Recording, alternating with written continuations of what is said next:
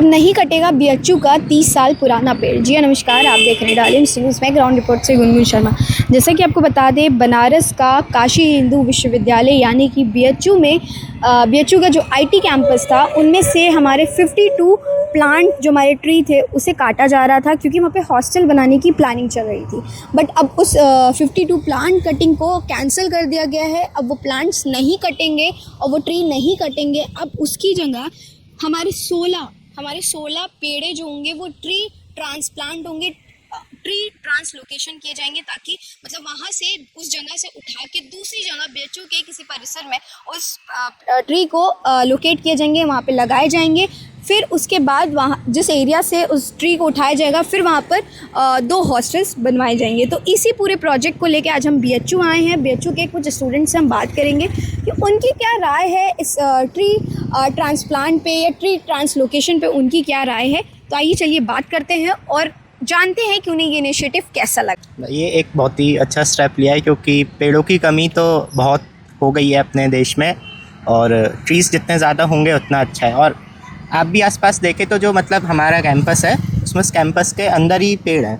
आप उसके बिल्कुल जस्ट बाउंड्री के बाहर जाओगे, आपको आसपास बहुत दूर तक कोई पेड़ नहीं मिलेगा। तो मतलब जितने पेड़ हम कैंपस में रखेंगे उतना हम सब के स्टूडेंट्स के लिए भी अच्छा है, फैकल्टी के लिए भी अच्छा, जो एनिमल्स यहाँ पर रह रहे हैं उन सब के लिए अच्छा है। आई थिंक ये अच्छा है, क्योंकि अभी गर्मी भी बहुत हो रही है। पहले मुझे वैसे गर्मी नहीं लगती थी, पहले मुश्किल होता था धूप दिखना है बीएचयू में। अब मुझे साफ साफ गर्मी महसूस होती है बीएचयू में। तो पेड़ तो साल दर साल करते ही जा रहे हैं यहाँ पे। रही बात ट्रांसप्लांटेशन की, अगर उसको उठा के वहाँ लगा रहे हैं, तो अगर कोई नई फैकल्टी बनानी है तो ट्रांसप्लांटेशन तो मुझे कोई दिक्कत नहीं है, पर वो किस तरीके से हो रहा है, उस कमेटी में कोई है या नहीं, कोई इन्वायरमेंटलिस्ट उस कमेटी में है या नहीं।